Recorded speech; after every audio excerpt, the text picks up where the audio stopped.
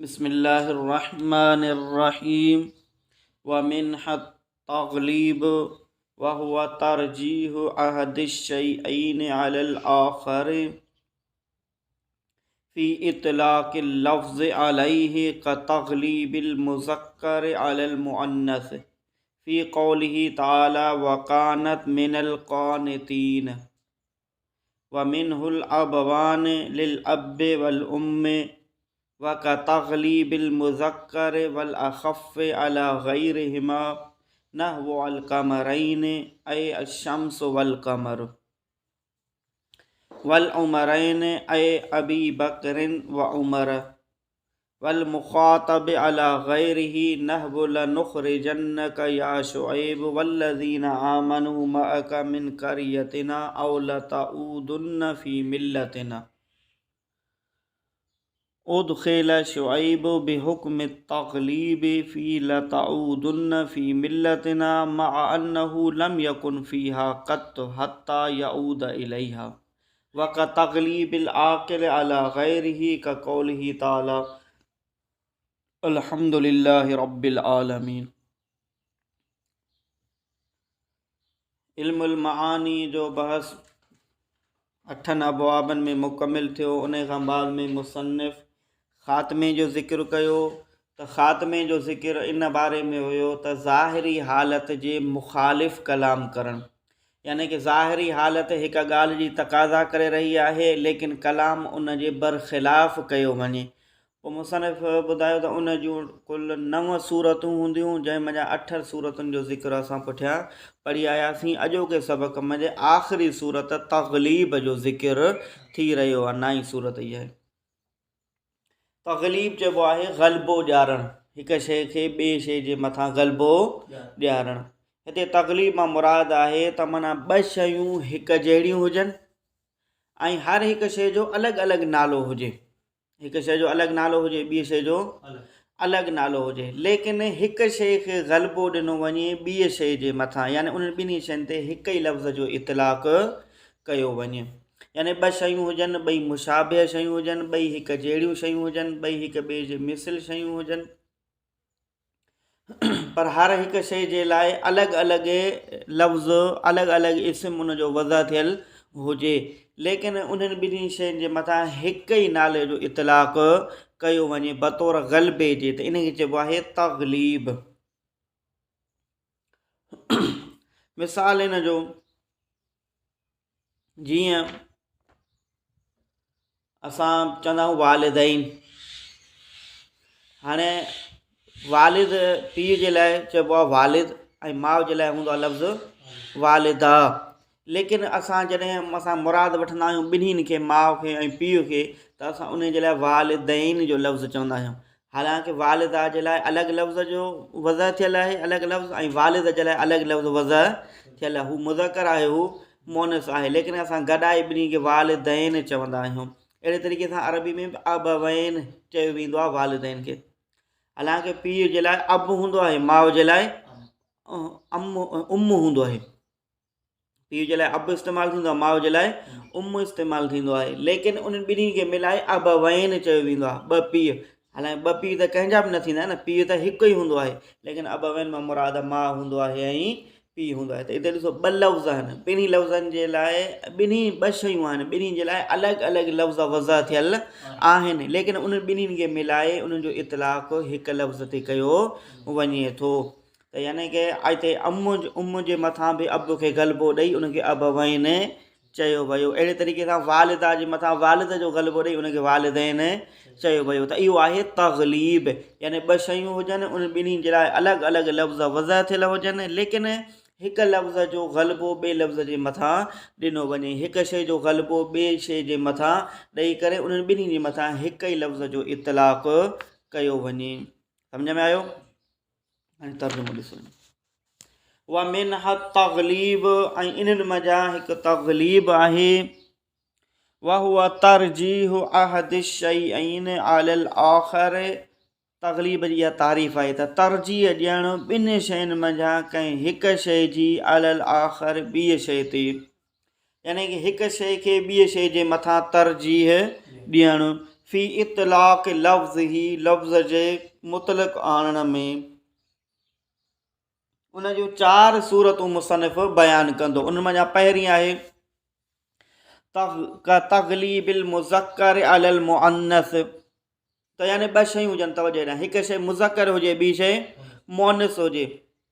त हाणे मुज़क्कर खे ग़लबो ॾियारो वेंदो मोनिस जे मथां, ठीकु आहे। त मुज़क्कर बि आहे, मोनिस बि आहे। त हाणे असां मुज़क्कर खे ग़लबो ॾींदासीं मोनिस जे मथां, यानी मुज़क्कर वारो लफ़्ज़ असां इस्तेमालु कंदासीं, छो त जेको मुज़क्कर आहे उनखे तरजीह हूंदी आहे मोनिस जे मथां। मिसाल जीअं मुसनिफ़ बयानु कयो आहे, वकानत मिनल क़ानितीन, क़ुरान करीम में आहे हज़रत मरियम जे बारे में। त वकानत मिनल क़ानितीन, त हज़रत मरियम हुई क़ानितीन, आजिज़ी कंदड़नि मंझां, तक़वा कंदड़नि मंझां, परहेज़गारनि मंझां। त हाणे वकानत इहो मोनिस जो सीगो आहे, हीअ ज़मीर इन में मोनिस आहे। इते इहो बयानु कयो थो वञे हज़रत मरियम जे लाइ, त हज़रत मरियम हुई। ऐं क़ानितीन इहो वरी जमो मुज़क्कर आहे, इहो त हुजणु इन घुरिजे हा वकानत मिनल क़ानितात, त हुई उहा आजिज़ी कंदड़ औरतुनि मंझां, परहेज़गार औरतुनि मंझां हुई उहा। वकानत मिनल क़ानितात, क़ानितात हुजणु घुरिजे हा, छो त हज़रत मरियम मोनिस आहे। लेकिन वकानत मिनल क़ानितीन आयो, क़ानितीन मुज़क्कर इस्तेमालु कयो वियो, मोनिस खे छॾे मुज़क्कर खे इस्तेमालु कयो वियो। उहो उन जे करे त जेको कुनूत आहे, जेका परहेज़गारी आहे, कुनूत वारी सिफ़त, उहा मुज़क्कर में बि हूंदी आहे ऐं मोनिस में बि हूंदी आहे। परहेज़गार मर्द बि थी सघनि था, परहेज़गार औरतूं बि थी सघनि थियूं।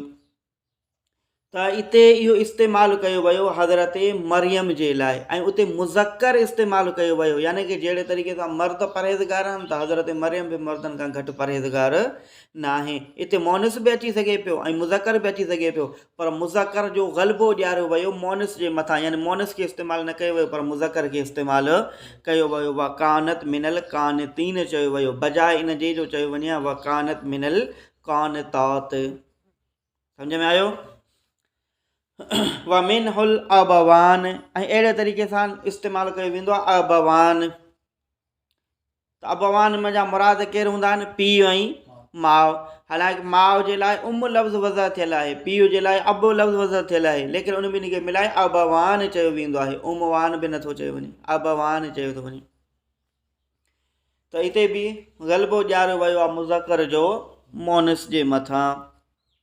वक़तग़लीबिल मुज़क्कर वल अख़फ़ अला ग़ैरिहिमा, ॿी सूरत ग़लबो ॾियारणु मुज़क्कर जो वल अख़फ़, ऐं जेको ज़्यादा ख़फ़ी हुजे, जेको घटि हुजे, जेको पढ़ण में आसान हुजे, उनजो अला ग़ैरिहिमा, ॿियनि ते।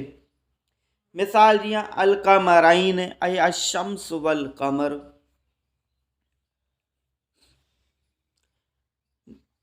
ॿी सूरत में मुसनिफ़ चए थो त इते बि मुज़क्कर जो ग़लबो ॾियारियो वेंदो मोनिस जे मथां, ऐं ख़फ़ीअ जो ग़लबो ॾियारियो वेंदो सकील जे मथां। मुज़क्कर जो ग़लबो ॾियारियो वञे मोनिस जे मथां, मिसाल जीअं कमरैन चयो वेंदो आहे। कमरैन मां कमर चइबो आहे चंड खे, हाणे इन जो तस्नीह आहे कमरैन, 2 चंड त न आहे, न चंड त हिकु आहे, पर जॾहिं कमरैन चयो वेंदो आहे त इन मां मुराद हूंदी आहे सिज ऐं चंड। त सिज जे लाइ अरबी में लफ़्ज़ वज़ह थियल आहे शम्स, ऐं चंड जे लाइ लफ़्ज़ वज़ह थियल आहे कमर। त हाणे शम्स जेको आहे इहो वज़ह जे एतबार सां मोनिस आहे, ऐं कमर जेको आहे इहो वज़ह जे एतबार सां मुज़क्कर आहे। सो उन जे करे कमर खे ग़लबो ॾिनो वियो शम्स जे मथां, उन जे करे कमरैन चयो थो वञे। हालांकि जेकॾहिं लफ़्ज़नि खे ॾिठो वञे त शम्स लफ़्ज़ जेको आहे उहो अदा में आसान आहे बेएतबार कमर जे, छो त शम्स मंझि जेको विच वारो हरफ़ आहे मीम, इहो साकिन आहे, त इनखे माण्हू आसानीअ सां अदा करे सघे थो। ऐं कमर इन में जे हरफ़ मफ़्तू आहिनि, इनखे अदा करणु थोरो मुश्किल आहे, लेकिन मुज़क्कर हुजण जे करे मोनिस जे मथां इनखे ग़लबो ॾेई पोइ कमरैन चयो वियो। अच्छा, पुठियां बि असां ॾिसो पढ़ी आयासीं मुज़क्कर जो ग़लबो मोनिस जे मथां, वरी हिते बि मुसनिफ़ ॿी सूरत मंझि बि इहा ॻाल्हि ज़िक्र कई मुज़क्कर जो ग़लबो ग़ैर मुज़क्कर थिए। इन ॿिन्ही में फ़र्क़ु कहिड़ो आहे? हुते ॾिसो पुठियूं जेका सिफ़त असां पुठियूं जेका असां सूरत पढ़ी थी न त मुज़कर जो तग़लीबिल मुज़कर अलल मुअन्नस, मुज़कर जो ग़लबो ॾियणु मुअन्नस जे मथां। उन मिसाल में असां पढ़ियोसीं वकानत मिनल कानितीन, त हिते जेका तज़कीर ऐं तानीस आहे उन्हनि में हिते सिर्फ़ु लफ़्ज़नि जो एतबारु कयो वियो आहे, अल्फाज़नि जो एतबारु कयो वियो आहे। त हिते इहा जेका कुनूत वारी जेका सिफ़त आहे इहा मुज़कर में बि थी सघे थी ऐं मुअन्नस में बि थी सघे थी, ॿिन्हिनि में इहा सिफ़त मिली सघे थी। लेकिन हिते ॿी सूरत में ॾिसो, हिते तग़लीबिल मुज़कर, हिते मुज़कर जे लाइ अलॻि लफ़्ज़ वज़ल थियल आहे, मुअन्नस जे लाइ अलॻि लफ़्ज़ वज़ल थियल आहे। लेकिन पुठीं सूरत में कुनूत इहा सिफ़त मुज़कर में बि अची सघे थी ऐं मुअन्नस में अची सघे थी। लेकिन हेठि सूरत में मुज़कर जे लाइ अल कमर लफ़्ज़ इस्तेमालु थियल आहे, मुअन्नस जे लाइ अशम्स लफ़्ज़ इस्तेमालु थियल आहे। त हिते जेको आहे सो मादा में फ़र्क़ु आहे ऐं हुते सिर्फ़ु अल्फाज़नि में फ़र्क़ु आहे, सिर्फ़ु सीगे में फ़र्क़ु आहे। इहो फ़र्क़ु आहे हिन ॿिन्हिनि सूरतुनि में। त हेठि मादा में ई फ़र्क़ु आहे ऐं पुठि मथीं सूरत जेका आहे उन में सिर्फ़ु सीगनि में लफ़्ज़नि में सिर्फ़ु फ़र्क़ु आहे। त मथीं सूरत में असां कुनूत जो इतलाक़ मुज़कर मुअन्नस ॿिन्ही ते करे सघूं था, लेकिन हेठीं सूरत में मुज़कर जे लाइ अलॻि लफ़्ज़ आहे, मुअन्नस जे लाइ अलॻि लफ़्ज़ वज़ा थियल आहे।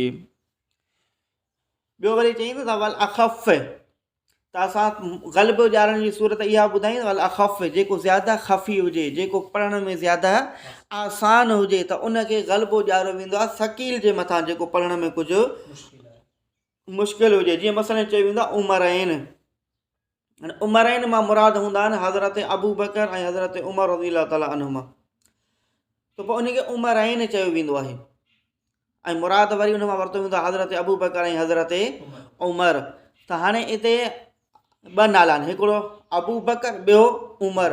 त अबू बकर जेको आहे उहो वॾो नालो आहे, उहो चवण में कुझु मुश्किल आहे। उमर जेको आहे उहो आसान आहे, सो उन जे करे इहो चवण में आसान आहे, इहो ख़फ़ी आहे, उन जे करे इनखे उमर खे ग़ल्बो ॾिनो वियो अबू बकर जे मथां, उन जे करे चयो वञे थो उमरैन। ठीकु आहे। त अबी बकरन इहो हिकिड़ो वॾो लफ़्ज़ आहे ऐं इहो सकील आहे, ऐं उमर जेको आहे इहो लफ़्ज़ नंढो आहे, शार्ट आहे, ऐं इहो जेको आहे ख़फ़ी आहे, उन जे करे उमर खे ग़ल्बो ॾिनो वियो अबू बकर जे मथां, उन जे करे चयो वञे थो उमरैन। इहो आहे वल अख़फ़ जो मिसाल।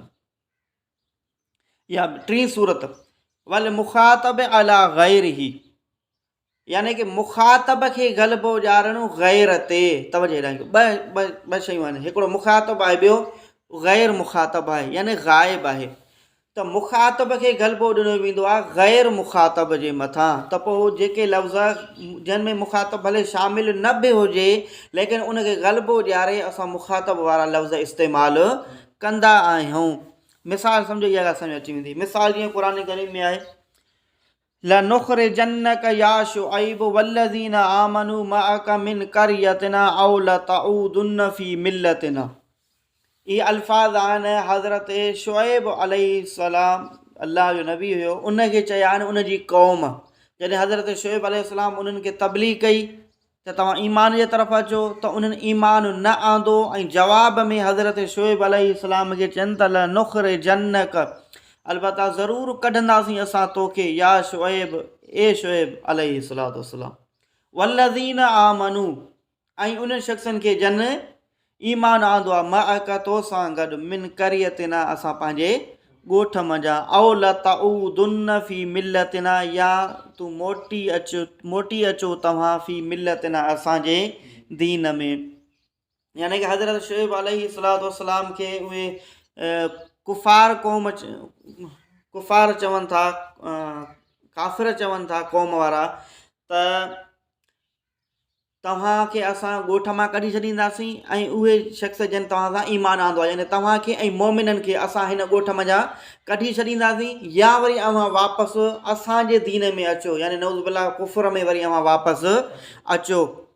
त हाणे हिते महल इस्तिशहाद आहे त लतऊदुन्न फ़ी मिल्लतिना, हज़रत शुअय्ब अलैहिस्सलाम इहे चवंदा त तूं असांजे दीन में वापसि अचु। वापसि अचण जो छा मतिलबु आहे यानी कि उहो पहिरियां उन में शामिलु हुयो। जेको शख़्स पहिरियां उन में शामिलु हुजे त पोइ चइबो आहे न तूं वापसि अचु, पर जेको पहिरियां शामिलु न हूंदो आहे उनजे लाइ वापसीअ जो त लफ़्ज़ इस्तेमालु न आहे थींदो। वापसीअ जो लफ़्ज़ उन जे लाइ इस्तेमालु थींदो आहे जेको शख़्स उन ते पहिरियां, मिसाल हिकिड़ो शख़्स हिकिड़े रस्ते ते वञे थो, हाणे उन रस्ते खे छॾे उहो वरी ॿिए रस्ते ते वञे थो, त उनखे चइबो आहे तूं पंहिंजे रस्ते ते वापसि अचु, मतिलबु जंहिं रस्ते ते तूं पहिरियां हली पियो हाणे उन रस्ते ते, पर जेकॾहिं उन रस्ते ते उहो हलंदो ई न हूंदो त उन लाइ वापसीअ जो लफ़्ज़ इस्तेमालु, वापसीअ जो मतिलबु आहे त माना उहो पहिरियां उन में शामिलु हुयो। हालांकि अलाह जा नबी नबूअत मिलण खां बाद में ऐं नबूअत मिलण खां पहिरियां कुफर खां उहे पाक हूंदा आहिनि। अलाह जे नबी कॾहिं बि कुफर न कंदा आहिनि। त हज़रत शुएब अलैहिस्सलाम उन काफ़िर क़ौम में शामिलु हुयो, उन्हनि जे दीन में शामिलु हुयो न हुयो, उन्हनि जे दीन ते उहो न हुयो, उनजे मज़हब में उहो न हुयो, त पोइ उन्हनि इहो लतऊदुन फी मिलतना लफ़्ज़ छो इस्तेमालु कयो त तव्हां असांजे दीन में वापसि अचो। वापसि अचण जो मतिलबु इहो आहे त माना हज़रत शुएब अलैहिस्सलाम पहिरियां उन्हनि में शामिलु, लेकिन अलाह जा नबी कुफर खां पाक हूंदा आहिनि। अलाह जा नबी कॾहिं बि शिरक न आहिनि कंदा, त न उहे नबूअत मिलण खां पहिरियां न नबूअत मिलण खां, हज़रत शुएब अलैहिस्सलाम उन्हनि जे दीन में न हुयो, लेकिन उन पोइ बि वापसीअ जो लफ़्ज़ इस्तेमालु कयो आहे, इहो उन्हनि मोमिननि जे करे। त जन हज़रत शुएब अलैहिस्सलाम ते ईमान आंदो उहे पहिरियां उहे शिरक में हुया, पोइ उन्हनि शिरक खे छॾे ऐं अलाह उन्हनि खे ईमान जी दौलत सां नवाज़ियो, उन्हनि ईमान, त चवंदा त उहे लतऊदुन तव्हां वापसि अचो, मतिलबु उहे मोमिन वापसि अचनि उन्हनि सां गॾु तव्हां बि, त उन्हनि जी कसरत उन्हनि जी मोमिननि जी ई उन जे करे उन ग़ैर मुखातब खे मुखातब में शामिलु, त मुखातब खे ग़लबो ॾिनो वियो ग़ैर मुखातब ते। चवण ई घुरिजे हा ल यऊदुन फी मिलतना, त उहे मोमिन असांजी मिलत में वापसि, छो त उहे पहिरियां कुफर में हुया, हाणे उन्हनि वरी ईमान आंदो आहे, हाणे वापसि वरी कुफर में अचनि, त ल यऊदुन चवणु घुरिजे हा, लेकिन लतऊदुन चयो वियो, त माना मुखातब हिते जमो मुज़कर मुखातब जो इस्तेमालु कयो वियो, त माना मुखातब खे ग़लबो ॾिनो वियो ग़ैर मुखातब ते। सम्झ में आयो? उदखिल शुआइब, दाख़िल कयो वियो हज़रत शुएब अलैहिस्सलाम खे बेहुक्म तग़लीब, तग़लीब जे हुक्म सां, फी लतऊदुन फी मिलतना में, मा अनहु बावजूद इन जे त लम यकुन फीहा क़त न हुयो उन्हीअ में हर कॾहिं बि, हता यऊद इलैहा, हता जो वापसि अचे उन जे तरफ़। चौथी सूरत वक तग़लीबिल आकिल अला ग़ैरिही, त आकिल खे ग़लबो ॾियारणु ग़ैर आकिल जे मथां, यानी कि ॿ शयूं आहिनि, हिकिड़ो ज़विल उकूल आहिनि, ॿिया ग़ैर ज़विल उकूल आहिनि।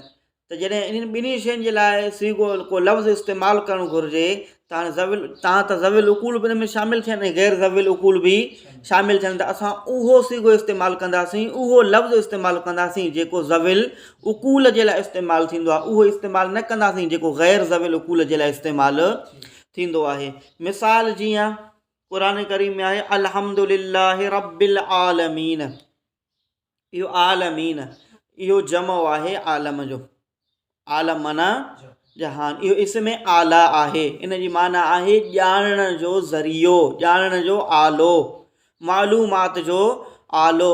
त हिन दुनिया में जेकी बि शयूं आहिनि असां उन्हनि जे ज़रिए अल्लाह जी वहदानियत खे ॼाणे सघूं था। हिन दुनिया में जेकी बि शयूं आहिनि, तमामु जहाननि में, तमामु आलमनि में जेकी बि शयूं आहिनि उन्हनि में अगरि असां ग़ौर ऐं फ़िक्र कयूं त असां अल्लाह जी वहदानियत खे ॼाणे सघूं था, उन जे करे इनखे आलम चयो वञे थो।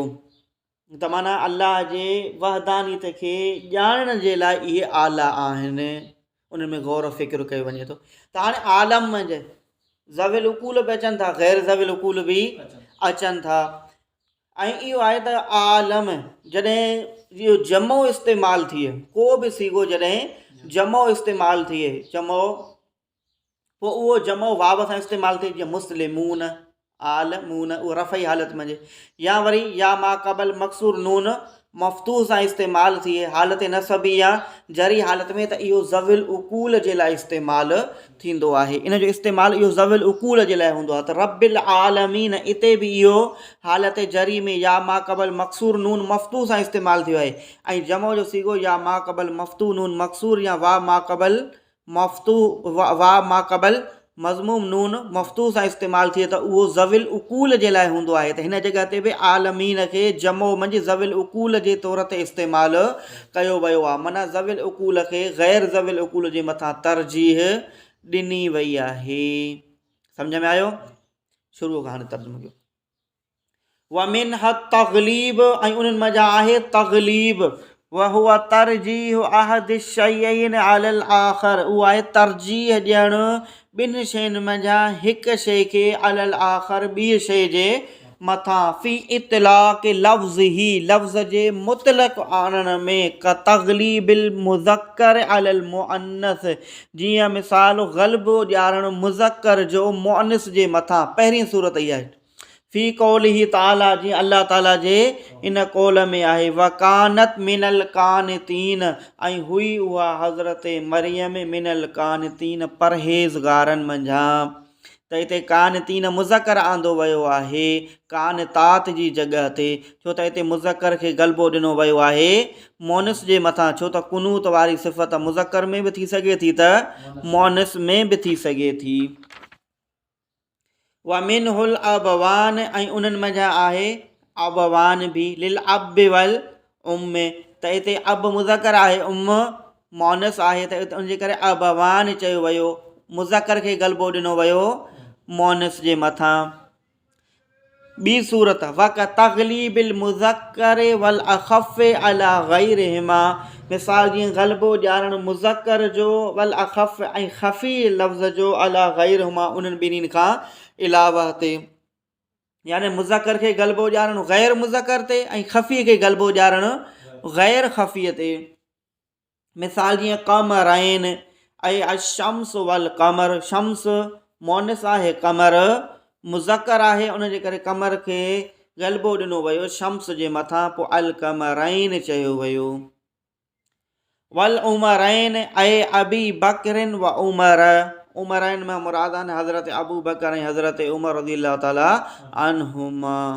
लेकिन उन में अबी बकर जेको लफ़्ज़ आहे इहो ग़ैर ख़फ़ी आहे बेतबार उमर जे।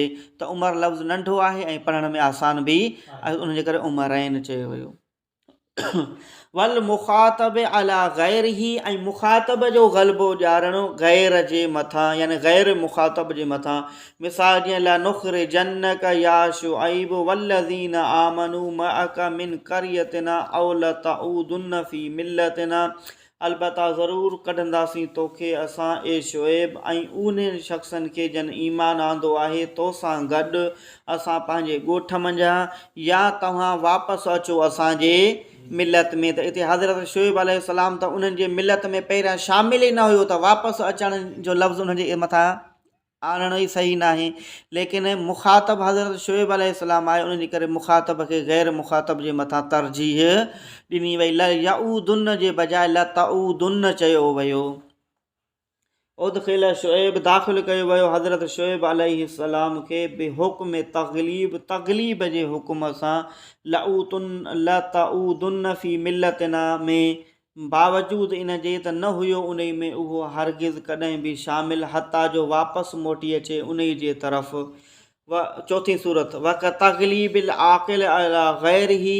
मिसाल ग़लबो ॾियारणु आक़िल जो ग़ैर जे मथां यानी ग़ैर आक़िल जे मथां। मिसाल जीअं अल्हम्दुलिल्लाहि रब्बिल आलमीन। त हिते रब्बिल आलमीन आलमीन जो सीगो इहो ज़विल उकूल वारी सूरत में इस्तेमालु कयो वियो आहे। छो त जॾहिं जमो या माक़बल मक़सूर नून मफ़्तूह इस्तेमालु थिए त इहो ज़विल उकूल जे लाइ इस्तेमालु थींदो आहे ग़ैर ज़विल उकूल जे लाइ इस्तेमालु। पर हिते ग़ैर ज़विल आलम में ज़विल उकूल बि शामिलु आहे ग़ैर ज़विल उकूल बि शामिलु आहे। इनखे इस्तेमालु ज़विल उकूल जे तरीक़े सां कयो वियो। इनखे ज़विल उकूल खे ग़ैर ज़विल उकूल जे मथां तग़लीब यानी ग़लबो ॾियारियो वियो आहे। त ख़ैर साण इल्मुल मानी ऐं ख़ात्मे जो बहस मुकमिल थियो। वल्लाहु आलम बिहक़ीक़तिल कलाम।